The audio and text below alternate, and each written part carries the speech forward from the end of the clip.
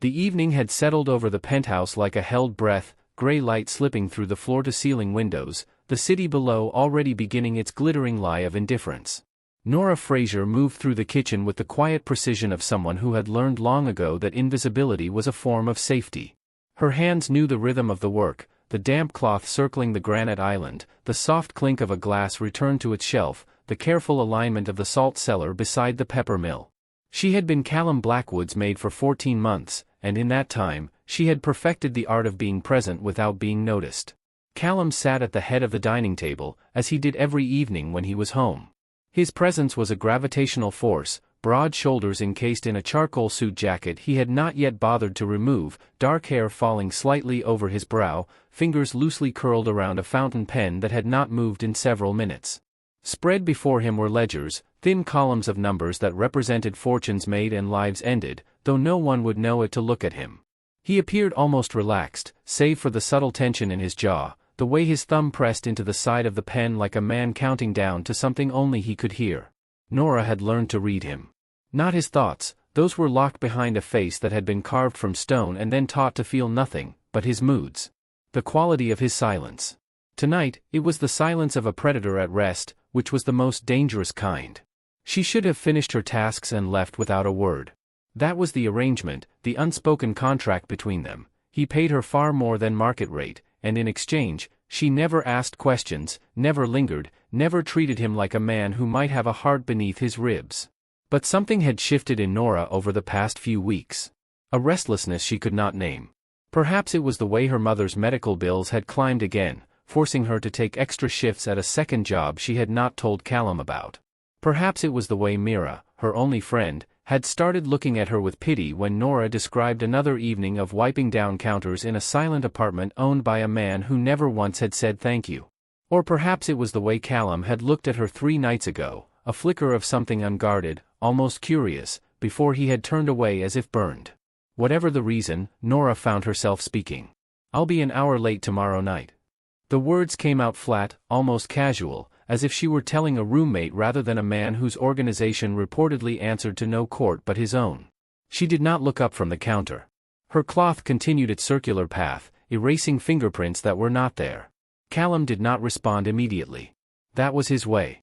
He let silence do the work of intimidation, let the weight of his attention press down until the other person cracked and filled the void with nervous chatter. Nora had seen it happen with the few visitors who came to the penthouse, lawyers, lieutenants, men twice her size who crumbled under the quiet menace of his stillness. She did not crack.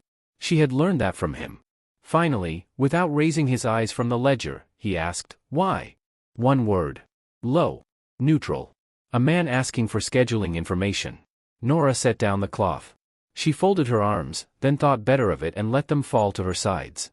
Her reflection in the dark window showed a woman of 26 with tired eyes and hair pulled back in a severe knot, a woman who looked exactly like what she was, someone who had run out of reasons to be afraid. "I have a date tonight," she said. She had meant it to sound light. Insignificant. The kind of thing any young woman might say to her employer, delivered with a shrug that said this is none of your business, but I am being polite enough to inform you anyway. Instead, the words landed like stones dropped into still water. Callum's pen stopped moving. Not slowed. Not hesitated.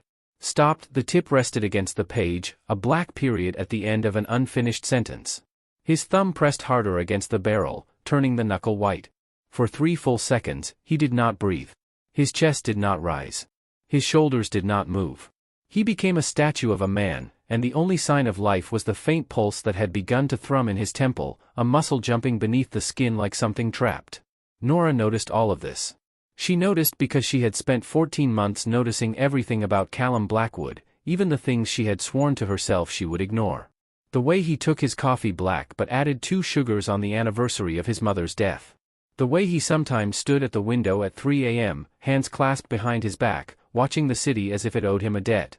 The way he had once, just once, caught her when she tripped on the rug in the hallway, his hand on her elbow, steady and warm, and then nothing, as if it had never happened. She saw the pen stop. She saw the breath catch. And something cold and electric slid down her spine, because she understood, in that instant, that she had made a mistake. Not in having the date. But in telling him. "With whom?" he asked. His voice had changed. Still low, still controlled, but there was a rasp beneath it now, a roughness that suggested he was speaking through a throat that had suddenly narrowed. He still did not look at her. His gaze remained fixed on the ledger, but she knew he was not seeing numbers anymore. He was seeing something else. Someone else. A face he had not yet met but already hated. Nora shrugged again, though the gesture felt more brittle this time. Just someone I met at a cafe. She reached for her bag, a worn leather thing that sat on the bench by the door. It's not serious. He's just nice. Nice, the word hung in the air like an insult. Callum's jaw tightened. She saw the muscle flex beneath his skin, the same way she had seen it the night Victor had delivered news of a betrayal within the family. That had been rage. This was different. This was quieter, more inward, the kind of feeling a man like Callum Blackwood was not supposed to possess. He forced himself to exhale. A slow, measured breath, the kind a man takes before he does something he will regret. Then he said, "You've never mentioned anyone before." It was not a question. It was an accusation dressed as an observation. Nora paused with her hand on the door. She should have left. Every instinct told her to leave, to walk out into the hallway, to press the elevator button and not look back.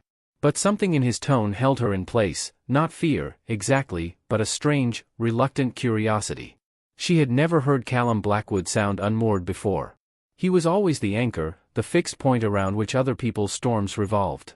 But now, for just a fraction of a second, he sounded like a man who had forgotten which way was up.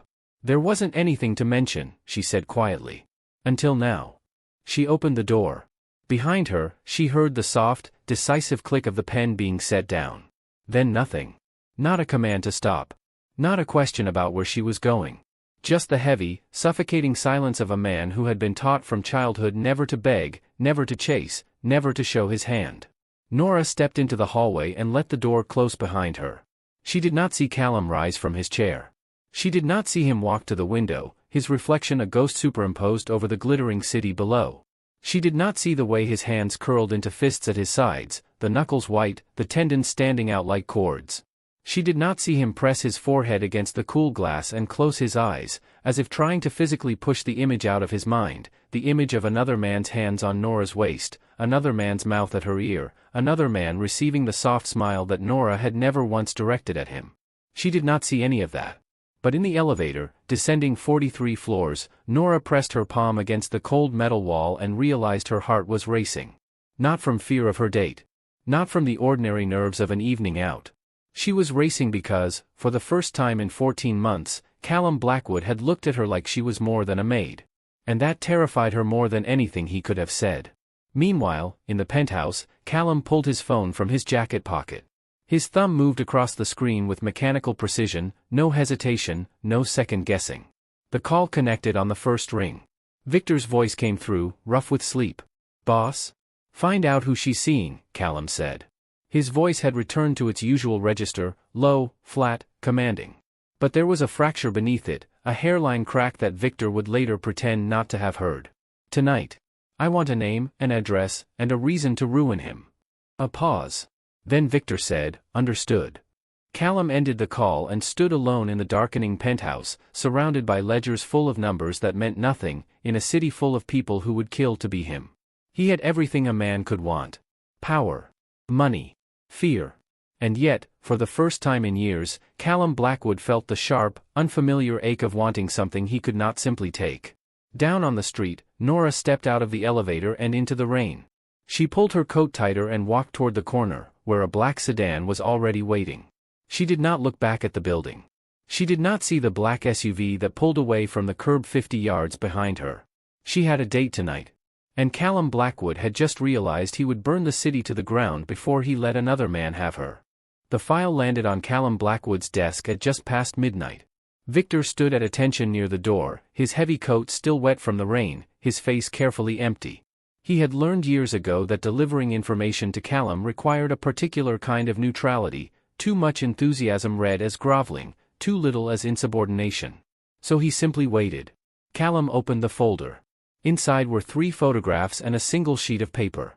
The first photograph showed Nora Fraser sitting in a diner booth, her hands wrapped around a coffee cup, her face tilted toward the man across from her in an expression Callum had never seen her wear. It was not quite a smile. It was something softer, something unguarded. The man was nondescript, clean-shaven, brown hair, a jacket that fit too well for someone who claimed to be a casual cafe acquaintance. The second photograph was a close-up of the man's face. The third was his driver's license photo, pulled from a database Victor should not have had access to. Officer Tegan Ross. 31 years old. 5 years with the Metropolitan Police, currently assigned to a task force focused on organized crime. No known gang affiliations. No criminal record.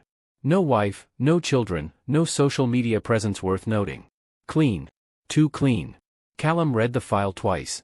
Then he closed it and set his palm flat on the cover, as if pressing down something that might otherwise float away. A cop, he said. Victor nodded once. Undercover. He's been working an operation on the Valachi family for 6 months. No indication he's targeting us. But the timing, Victor stopped himself. He had learned not to finish sentences that speculated about Callum's emotional state. Callum's thumb traced the edge of the folder. His face revealed nothing, but his mind was moving through scenarios with the cold efficiency of a man who had survived 20 years in an industry built on betrayal. Was Nora an informant? Had she been planted? She had come to him through a service, not a personal connection. Her references had checked out. Her background was mundane, a dying mother, a pile of debt, no political leanings and no apparent interest in his business. But that was exactly the kind of person intelligence services like to recruit. Invisible. Desperate. Easy to manipulate. Or, the other possibility, Nora was exactly what she appeared to be, and she had simply had the misfortune of attracting a man who saw her as a tool to get closer to her employer. Callum did not believe in coincidence. Watch them, he said. I want to know everything. Where they go. What they say. Who else he talks to. If he so much as looks at another cop, I want to know before he does. Victor hesitated. It was a small thing, barely a flicker, but Callum caught it. Say it, Callum said. She doesn't know, Victor said quietly. The maid. She doesn't know who he really is. I watched them for 2 hours. She talked about her mother. About her second job. She told him you were a reclusive businessman. She was nervous, but not the kind of nervous that comes from lying. The kind that comes from hoping someone likes her. Callum said nothing. The silence stretched until it became its own kind of answer. Victor left. Callum did not move from his desk. Instead, he pulled up the security footage from the past 2 weeks, not the common areas, where a maid would expect to be seen, but the private feeds he had never told Nora about. He watched her fold his shirts, her fingers moving with the same care she might use on something precious. He watched her pause at his bookshelf, running her index finger along the spine of a worn copy of a novel he had not touched in years. He watched her leave a cup of tea on his desk each morning, positioned exactly where his right hand would find it, at the precise temperature he preferred. He had never thanked her for that tea. He had never acknowledged that she knew how he took it, that she had learned his habits without him ever explaining them. He had simply drunk it, day after day, and told himself it meant nothing. Now he understood that the nothing had been a lie. When the clock struck 2 in the morning, Callum rose from his chair and walked to the hallway. He did not sit. He did not pace. He stood in the darkness, arms crossed, facing the front door, waiting. The minutes crawled past like wounded things. He listened to the building settle around him, the groan of pipes, the whisper of the heating system, the distant hum of the elevator that would eventually bring her back. At 12:47, the lock turned. Nora stepped inside, shaking rain from her coat, her cheeks flushed from the cold and something else, wine, perhaps, or the warmth of a man's attention. She did not see him at first. She hung her coat on the hook, kicked off her shoes, and ran a hand through her hair, which had escaped its usual knot and fallen around her shoulders in damp waves. Then she turned and found him standing in the shadowed hallway. She did not flinch. That surprised him. Instead, she went still in the way prey goes still when it senses a predator, not frozen with fear, but calculating, measuring distance and exit routes and the likelihood of violence. "You're late," Callum said. His voice was low. Not loud. It did not need to be. The words filled the hallway like smoke. Nora met his eyes. Hers were tired, a little glassy, but steady. "You're not my father, Callum." His name. She had never said it before. Not once in 14 months. It had always been Mr. Blackwood or Sir or simply no address at all, as if naming him would make him too real. But now she said it, Callum and the sound of it in her mouth was an intimacy he had not prepared for. The silence that followed was not empty. It was crowded with everything they had not said, every glance held too long, every near touch in a narrow hallway, every cup of tea left at the precise angle of his reaching hand. Callum stepped closer. Not quickly. Not threateningly. Just, closer. Close enough that she had to tilt her chin up to keep looking at him. Close enough that he could smell the rain in her hair and the faint trace of coffee on her breath. He did not touch her. He did not need to. The space between them had become its own kind of contact, electric and unbearable. "What do you want from me?" Nora whispered. The question hung between them, fragile and dangerous. Callum could have answered it a dozen ways. He could have told her about the file on his desk. He could have told her that the man she had just spent hours laughing with was a cop who would throw her away the moment she stopped being useful.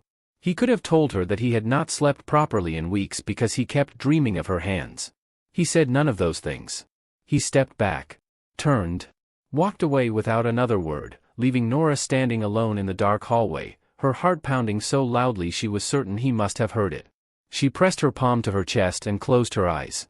Upstairs, Callum stood at his bedroom window, watching the rain streak down the glass. He had not felt this out of control since he was 17 years old, holding his father's body and realizing the world would never again be safe. He had built himself into something untouchable, something no one could hurt, and now a woman who cleaned his counters had undone it all with 3 words, "I have a date." He pressed his forehead to the cold glass and made himself a promise. He would find out what Tegan Ross wanted. He would protect Nora whether she wanted protecting or not. And if she ever looked at another man the way she had looked at that cop in the diner photograph, soft, hopeful, unguarded, Callum would not be responsible for what happened next. The rain fell. The city slept. And in the penthouse, 2 people lay awake in separate rooms, pretending they did not feel the walls closing in. 3 days passed like 3 years. Nora avoided Callum as much as the penthouse allowed, which was not much. She came early, worked fast, and left before he returned from his evening meetings. She stopped leaving tea on his desk. She stopped folding his shirts with the extra care she had never admitted to. She moved through the rooms like a ghost who had forgotten she was already dead. Callum noticed everything. He always did. On the 4th morning, Nora found him waiting in the kitchen. Not sitting at the dining table this time, standing by the stove, his shirt sleeves rolled to his elbows, a cup of coffee in his hand that he had clearly made himself.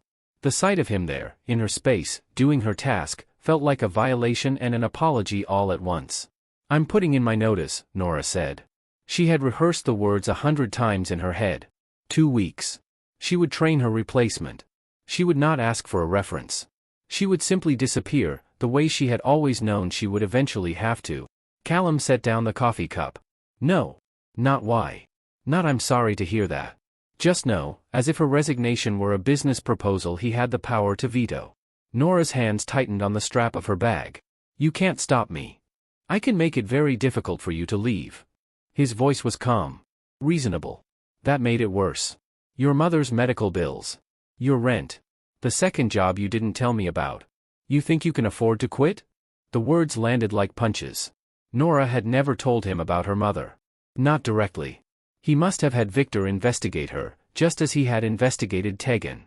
The realization should have made her angry. Instead, it made her tired.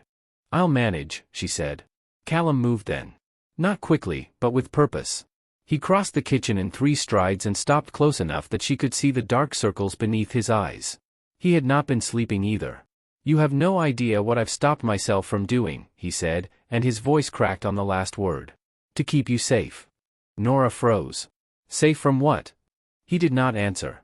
He looked at her, really looked, the way he had been avoiding for 14 months, and she saw something in his face that she had never seen before. Fear. Not of an enemy. Not of death. Fear of her. "Tegan Ross is not a man you met at a cafe," Callum said quietly. "He's a cop. He's running an operation on a rival family, and he's using you to get close to this building. To me. You are a tool to him, Nora. Nothing more." The words fell between them like broken glass. Nora shook her head. She wanted to deny it. She wanted to call him a liar, a paranoid monster who saw conspiracies in every shadow. But she remembered the way Tegan had watched the door at the diner. The way his questions had circled back to her employer, always casual, always deflected. The way he had shown up at her mother's nursing home without being invited. She had known. Somewhere, beneath the hope, she had known. "Why do you care?" she asked. Her voice was barely a whisper. "Why do you care what happens to me?" Callum looked at her like a man drowning. His hands hung at his sides, useless. He had killed men for less than the vulnerability she was asking him to show. He had built walls around himself that were supposed to be impenetrable. And yet here she was, standing in his kitchen, asking him to tear them down with nothing but a question. "Don't make me say it," he said. Nora did not move. She did not speak. She simply waited, and her silence was the most patient and terrible thing Callum had ever endured. He turned away first. He walked to the window and pressed his palm against the glass, as if checking for a pulse in the cold city beyond. "You're not quitting," he said. His voice had gone flat again, the mask back in place. "And you're not seeing him again. Victor will escort you to your mother's appointments. If Tegan contacts you, you tell me immediately." Nora should have been furious. She should have thrown the words back in his face, walked out the door, and never looked back. Instead, she set down her bag. She walked to the counter. And she began to wipe down a surface that was already clean. She stayed. Callum watched her in the reflection of the window. He did not thank her. He did not apologize. But something shifted in the room, a tectonic movement, slow and irreversible. The silence between them was no longer a weapon. It was a bridge. Neither of them crossed it. Not yet. But for the first time, they both stood looking in the same direction. Tegan Ross appeared at the nursing home on a Tuesday. Nora's mother didn't recognize him. She didn't recognize most people anymore, but she smiled when he brought her flowers, and that was enough to make Nora's chest ache. He waited until they were alone in the hallway before he spoke. His voice was kind. Gentle. The voice of a man who had practiced this conversation many times. "You know who I really am," he said. Not a question. Nora looked at the floor. "Yes." Tegan nodded slowly. He didn't apologize for the lies. He didn't explain himself. Instead, he laid it out cleanly, the operation, the rival family, the evidence he needed. He told her that Callum Blackwood was a criminal, that people like him destroyed everything they touched, that Nora and her mother would never be safe as long as she lived under his roof. Then he reached into his jacket and pulled out a wire. "Wear this for one night," he said. "Just one. Let him incriminate himself. And I will put you and your mother in witness protection so far from here that no one will ever find you." Nora stared at the small device in his palm. It looked harmless. Plastic and metal, smaller than her thumb. But she knew what it represented, a choice she had never wanted to make. "I need to think," she said. Tegan pressed the wire into her hand. "You have until Friday." He left. Nora stood in the fluorescent light of the hospital corridor, clutching the wire so tightly that its edges bit into her skin. She thought of her mother's medical bills. She thought of the second job that was destroying her back. She thought of Callum's hands, bloody and gentle in equal measure, and the way he had looked at her when he said, "Don't make me say it." She put the wire in her coat pocket and went home. Friday arrived too fast. Nora wore the wire beneath her uniform. The metal sat against her sternum, cold and accusatory, a second heartbeat she could not ignore. She had not decided what to do. She had told herself she would know when the moment came. Callum was in his office when she entered. He did not look up from his desk, but his shoulders tensed the way they always did when she crossed the threshold. He knew her by footsteps now. By the rhythm of her breath. By the way she smelled of lavender soap and coffee. "You're trembling," he said. Still not looking up. Nora's hand drifted to her chest. She caught herself and let it fall. "I'm cold." Callum raised his eyes then. He looked at her for a long moment, too long, the kind of look that saw past skin and bone and into the spaces she tried to keep hidden. Then he rose from his chair and crossed the room in 3 silent strides. He did not ask again. He simply reached out and placed his palm flat against her chest, directly over the wire. Nora stopped breathing. The metal was invisible beneath her shirt, but Callum's fingers found it anyway. His expression did not change. He did not rage. He did not accuse. He simply stood there, his hand over her heart, feeling the rapid pulse that betrayed everything she had tried not to feel. "You're lying to me," he said quietly. Nora could have denied it. She could have spun a story, pleaded ignorance, blamed Tegan for forcing the device on her. Instead, she reached up and covered Callum's hand with her own, pressing his fingers harder against the wire. "Then kill me yourself," she whispered. "Because I won't let anyone else." Callum's face went dark. Not with anger, with devastation. His jaw tightened. His eyes burned. And then he kissed her. It was not soft. It was not romantic. It was the kiss of a man who had spent years starving and had just been offered a single bite. His free hand cupped the back of her neck. Her fingers tangled in his shirt. The wire pressed between them like a witness. When he pulled back, they were both breathing hard. "Stay in this room," he said. His voice was rough, raw, scraped clean of pretense. "No matter what you hear." Nora opened her mouth to argue. He silenced her with a look, not a command, but a plea. The first plea she had ever seen him make. She nodded. Callum walked out of the office and closed the door behind him. Nora stood alone in the silence. She heard his footsteps fade down the hallway. Then voices, low, measured, the rhythm of men who had done this before. She heard Tegan's voice, calm and official. She heard Callum's voice, colder than she had ever imagined it could be. Then she heard a single thud. Heavy. Final. The sound of a body hitting the floor. Nora pressed both hands over her mouth and waited for the door to open. Dawn bled through the penthouse windows, pale and indifferent. Nora emerged from the office to find Callum sitting on the floor in the foyer, his back against the wall, his white shirt stained dark across the chest and sleeves. The blood was not his own. She knew this before he looked up, before he raised one hand to show her it was steady. Tegan Ross was alive. Callum had made a deal, the cop's life in exchange for everything he knew about the rival family's operations. No charges. No witness protection. No wire. Just silence, bought with information and sealed with a warning that Tegan would carry to his grave. "Why?" Nora asked. Her voice was small, scraped raw by hours of waiting. Callum looked at her hands, clean hands, maid's hands, hands that had never held a weapon. "Because you asked me not to kill him. You didn't say it. But I saw it in your eyes." Nora crossed the room and knelt in front of him. She took his bloody hands in hers and pressed them to her chest, over the hollow where the wire had been. His pulse was slow. Steady. A man who had made peace with what he was. "I'm not leaving," she said. Callum shook his head. "I destroy everything I touch." "Then let me burn with you." He pulled her onto his lap, buried his face in her hair, and held her like a man who had forgotten how to be held. There were no promises. No guarantees. Only two people who had stopped pretending they could walk away. Weeks later, Nora still cleaned the penthouse. But now she left her books on his desk. She slept in his bed. She answered his phone when he was in the shower, and the men on the other end had learned to call her ma'am. One evening, as she folded his shirts, still with that same careful precision, she looked up and found him watching her from the doorway. "I have a date tonight," she said. Callum went still. His jaw tightened. The old reflex, the old jealousy, still living beneath his skin. Nora smiled. "With you. If you'll stop being an idiot long enough to take me somewhere." For the first time in his adult life, Callum Blackwood laughed. It was rusty, unpracticed, almost painful to hear. Then he crossed the room, took her hand, and led her toward the door. He did not know what waited for them outside. Danger. Enemies. A world that would never understand how a monster and a maid had found something holy in each other. But for now, there was this, her hand in his, the door swinging open, and the dark city waiting to be dared. If you want more stories like this, dark romance, slow burn tension, and possessive men who burn the world for the women they love, subscribe now.